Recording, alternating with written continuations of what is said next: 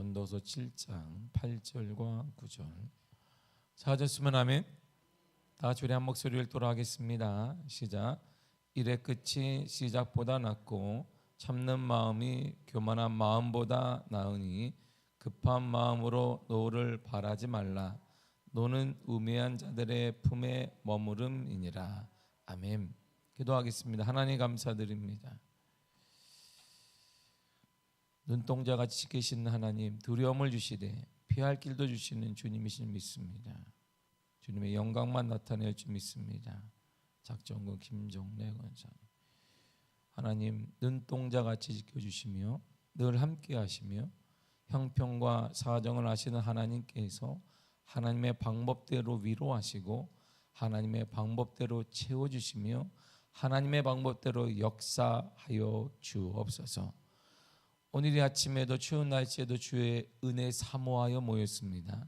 간절한 마음으로 말씀을 듣고 기도할 때에 하늘 문이 열려지는 은혜의 역사 나타나게 하여 주옵소서. 말씀이 곧 하나님이십니다. 하나님 만나는 놀라운 은혜 우리 가운데 허락하여 주옵소서. 예수님의 이름으로 기도했습니다. 아멘. 지혜자의 첫 번째 행동에 대해서 오늘 말씀을 우리들에게 해주고 있습니다. 지혜자는 삶을 어떻게 살아가는가, 지혜자는 어떻게 판단하는가, 지혜로운 사람은 어떻게 삶을 유지하는가에 대해서 구체적으로 두 가지를 얘기해 주고 있습니다. 첫째가 뭐냐면 지혜자의 첫 번째 행동은 8절에 이렇게 나와 있습니다. 8절을 다 같이 읽겠습니다. 시작. 일의 끝이 시작보다 낫고 참는 마음이 교만한 마음보다 나으니. 아멘. 시작할 때보다 마감할 때가 훨씬 좋은 모습을 보인다 이런 말이에요. 용두사미가 아니다 이런 말입니다. 새해가 되면 늘상 우리가 뭐 다짐을 하는데 우리가 3일을 넘지 못합니다. 시작할 때는 거창한데 끝날 때에는 우리가 정말 거창함이 무색할 정도로 창피할 정도로 때로는 마감할 때가 많이 있습니다. 이것이 일반적인 모습인데 지혜자는 다르다 이런 말이에요. 하나님의 지혜를 가진 자, 하나님을 경외한 자는 다르더라 이런 말이죠. 태어날 때보다 죽을 때 훨씬 더 좋은 모습을 남긴다 이런 말입니다. 그래서 잘 죽어야 한다 이런 말이에요. 잘 삶을 마감할 때 잘 마감해야 된다 이런 말입니다. 이것이 우리들에게 주어진 숙제이기도 합니다. 아플 수 있습니다. 때로는 여러 가지 많은 고난당할 수 있습니다. 그러나 삶을 마감할 때는 자녀들이 보거나 주위 사람들이 보거나 믿음의 사람들이 보거나 안 믿는 사람들이 바라볼 때에도 그의 삶을 볼 때 평안했구나, 그의 삶을 볼 때 하나님의 은혜였구나라는 말을 들어야 된다 이런 말이에요. 태어날 때는 똑같습니다. 태어날 때는 금수저를 물기도 하고 흙수저를 물기도 하고 은수도 물기도 하지만 죽을 때의 지혜로운 자, 하나님을 두려워하는 자는 죽을 때가 달라야 한다 이런 말이에요. 태어날 때는 내가 선택할 수가 없어요. 태어날 때 우리가 어떻게 선택하겠습니까? 내가 금수저를 선택할 수도 없고 은수저, 흙수저 우리가 선택하는 거 아닙니다. 그러나 죽을 때는 달라요. 내 인생은 하나님의 은혜로 내가 은혜 받아 사는 것이기 때문에 충분히 그것이 어떤 인생이든 우리가 길든 짧든 상관없이 우리가 하나님의 은혜로 만들어갈 수 있기 때문에 죽을 때가 다르다 이런 말이에요. 죽을 때가 어떤 일을 끝까지 마감하는 것이 시작만 거창하게 하고 중도에 그만두는 것보다 낫다 이런 말이죠. 이것은 구원의 문제도 마찬가지입니다. 마태복음 10장 22절에 이렇게 말합니다. 시작. 또 너희가 내 이름으로 말미암아 모든 사람에게 미움을 받을 것이나 끝까지 견디는 자는 구원을 얻으리라. 아멘. 구원도 어떻게 받느냐? 끝까지 견디는 자가 받는 거예요. 끝까지. 처음만 내가 뜨거웠다가 마는 자가 아니라 처음만 열심히 불다가 이야 나 뜨거웠었네 그런 자가 구원을 받는 것이 아니라 끝까지 견디는 자, 여러 가지 많은 환난과 고통과 시대가 다르다 할지라도 끝까지 견디는 그 사람이 구원을 받더라 이런 말이에요. 이처럼 지혜로운 자, 하나님을 두려워하는 그 사람은 시작할 때보다 마감할 때가 훨씬 좋고 나은 모습을 보이는데 그 참된 이유를 이렇게 8절이 참는 마음이 교만한 마음보다 낫다 이런 말입니다. 이처럼 교만에 빠지지 않고 신중하게 처신하기 때문입니다. 우리가 끝이 좋기 위해서는 교만하지 말라 이런 말이에요. 우리는 태어날 땐 선택할 수 없지만 끝에 우리의 마지막 삶 우리가 선택할 수 있습니다.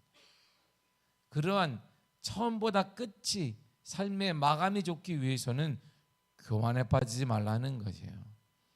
교만에 빠지지 말라. 반면에 어리석은 사람은 성급하고 교만해서 경솔하게 행동하기 때문에 결국 매사를 망치게 됩니다. 그래서 교만하면 안 돼요. 교회 성경이 이렇게 말해주고 있습니다. 잠언서 18장 12절입니다. 시작. 사람의 마음의 교만은 멸망의 선봉이요 겸손은 존귀의 길잡이니라. 아멘. 교만은 멸망의 선봉이에요. 멸망당할 때 가장 앞자리에 교만한 자가 있다라는 말이에요. 교만은 멸망당할 자를 쭉 세워놨는데 순번을 쭉 세워놨는데 가장 앞에 있는 자 교만한 자예요. 교만한 자. 이게 그러므로 티끌 하나도 교만하지 말라 이런 말이에요. 교만하지 말라. 그 어떤 문제이든 자녀의 문제이든 물질의 문제, 신앙의 연습도 교만하지 말라 이런 말입니다. 늘 겸손해야 됩니다. 겸손한 자는 하나님이 존귀 여길 때 가장 먼저 하나님이 존귀 여기신다 이런 말이죠. 두 번째 지혜자 하나님을 경외하는 자 행동은 두 번째는 이렇게 말합니다. 9절을 읽겠습니다. 시작. 급한 마음으로 노를 바라지 말라. 노는 우매한 자들의 품에 머무름이니라. 아멘. 급한 마음으로 노를 바라는 그 사람이 바로 지혜롭지 않은 자다 이런 말이에요. 어리석은 사람이다 이런 말입니다. 하나님을 두려워하지 않는 사람은 급하게 노를 바라는 사람이다. 화를 내는 사람이다 이런 말이죠. 급한 마음으로 화를 내지 말아야 되는 이유가 우리가 급한 마음으로 화를 내게 되면 그 화가 극단적으로 치닫기 때문이에요. 극단적인 상황에 우리를 몰아넣기 때문입니다. 이렇게 말해요. 창세기 4장 5절이 이렇게 말합니다. 시작. 가인과 그의 재물은 받지 아니하신지라 가인이 몹시 분하여 안색이 변하니. 아멘. 그래서 가인이 몹시 화가 났다 이런 말이에요. 화가 났더니 그가 극단 상황에 처하게 돼요. 그래서 어떻게 돼요? 동생을 죽여버리는 일이 일어나요. 화를 제어하지 못하면 이런 일이 일어나게 되고 오늘날 우리가 지금 매사 일어나는 일, 뭐 끔찍한 일 보면 아주 작은 일인데 그 작은 일에 화를 절제하지 못하게 되니까 끔찍한 일이 이 사회에 일어나게 되는데 그러니까 성경적으로 보게 되면 이게 악이 충만하기 때문이에요. 악이 충만하지 못하는 것은 사단이 우리를 꽉 잡고 있기 때문입니다. 그래서 절제하지 못하는 거예요. 참지 못하는 것입니다. 참지 못하는 시대. 그래서 화를 내지 말아야 되는 이유가 바로 극악으로 행동이 치닫기 때문이고 그리고 판단력을 상실하기 때문입니다. 사무엘상 18장 10절이 이렇게 말합니다. 시작. 사울이 그 말에 불쾌하여 심히 노하여 이르되 다윗에게는 만만을 돌리고 내게는 천천만 돌리니 그가 더 얻을 것이 나라 말고 무엇이냐 하고. 아멘. 여인들이 얘기했어요. 다윗이 전쟁에서 승리하고 돌아오는 사람들이 와 다윗은 만만이로되 다윗이 최고구나 하니까 사울이 딱 들으니까 화가 나 심히 화났다 이런 말이에요. 심히 노했다. 심히 화가 딱 나니까 그러면 나에게는 천천이고 저기는 반만이니까 다윗이 얻을 것은 나라밖에 없지 않느냐. 이게 다시 생각하면 그는 나와 나라를 위해 큰 공을 세운 것인데 격려하면 되는 것인데 판단력을 잃어버린다 이런 말이에요. 그래서 화가 나면 판단력을 잃어버려요. 그래서 화난 상태에서 계속 부부싸움 해봐야 끝이 똑같은 거. 그때 멈춰야 되는데 우리는 끝까지 가는 것이죠. 끝까지 가요. 이기려고 하는 건지 모르겠지만 이겨서 별거 아닌데도 불구하고 끝까지 가게 되는 것입니다. 그러니까 첫 번째 주검 두 번째가 이 지혜자 행동이 물려 있는 것이에요. 이렇게 물려 있다 이런 말이에요. 응? 교만하니까 끝까지 이기려고 하는 그 마음에 근저에 있기 때문에 우리가 내 자존심 상하고 모두 상하기 때문에 판단력을 상실해 버리는 것입니다. 그 화가 계속 화를 내고 판단력이 상실되고 상실된 상태에 살아가게 되니까 이런 모든 일이 가정의 일이나 여러 가지 일들에 있어서 많은 문제가 생기게 되더라 이런 말입니다. 이 화는 어디에 있느냐 그러니까 화는 화가 자리 잡는 위치가 딱 한 군데가 있다는 거야. 어디에 있느냐 화를 찾으려면은 화는 내가 있는데요. 나는 그냥 불같이 화가 납니다. 그런 거 말고 화가 위치하는 데가 있다 이런 말. 다시 한번 9절 읽겠습니다. 시작. 급한 마음으로 너를 바라지 말라. 너는 음해한 자들의 품에 머무름이니라. 아멘. 화는 어디 있냐면 어리석은 자와 함께한다 이런 말이야. 어리석은 자의 품에 있어. 그 화내는 사람은 뭐다? 어리석은 사람이에요. 화내는 사람은 뭐다? 하나님이 함께하지 않는 사람이에요. 그래서 화내면 지는 거예요. 이게 이기는 게 아니라 화내는 게 지는 거예요. 목소리 큰 사람이 이기는 게 아니라 진 거예요. 그거는 진다 이런 말입니다. 이게 그러니까 그러므로 화를 내는 것은 어리석은 자라는 것을 증명하는 거예요. 난 어리석은 사람입니다. 이렇게 막 사람들 막 알리는 거예요. 이렇게 화를 내고, 응? 가장이라는 이 허울 아래 예전에 남성들이 뭐 이렇게 화를 막 내고 소리 막 친 것은 난 어리석은 사람이다라고 막 선포하고 다니는 거예요. 나는 어리석은 아빠다, 어리석은 남편이다라고 막 얘기하고 다니는 게 똑같다 이런 말.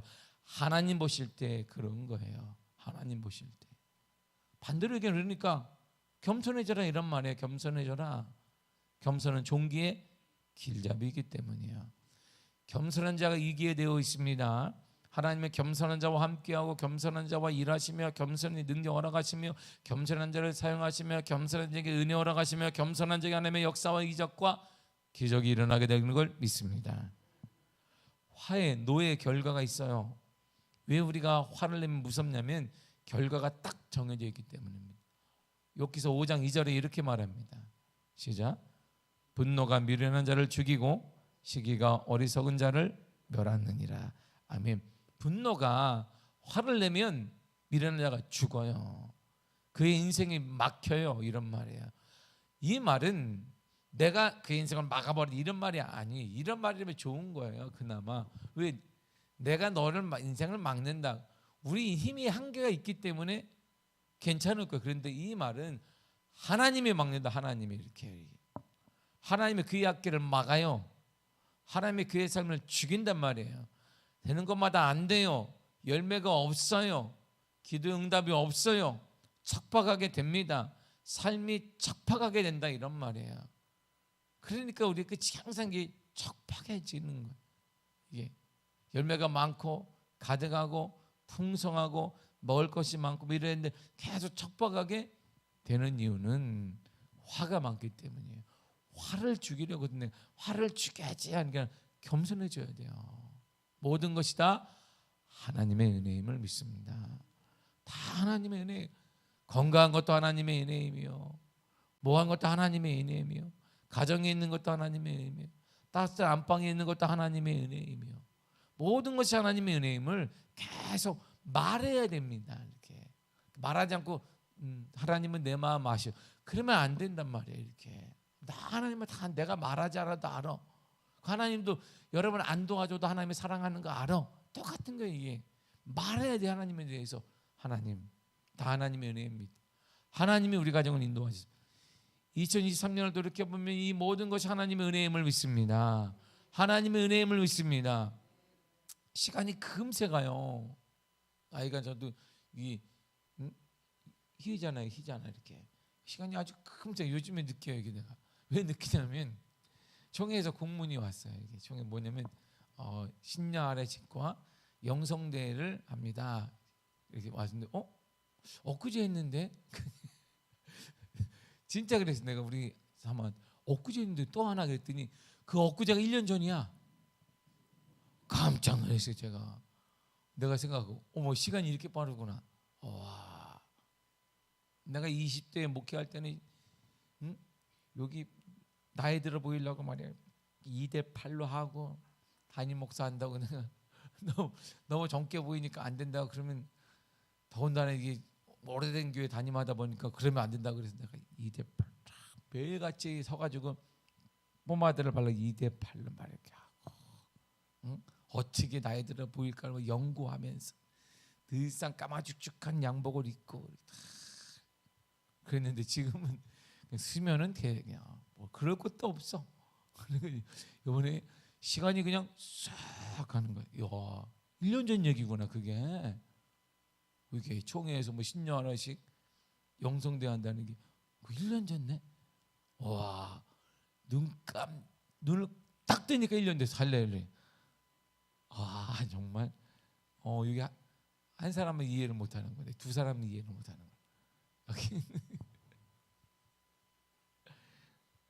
우리의 삶이 화를 내며 막힌다는 건 하나님을 막는다는 거야. 열면 닫을 자고 닫으면 열 자가 없는 그 하나에 막기 때문에 그래서 안 풀리게 되고 열매가 없게 되는 것입니다.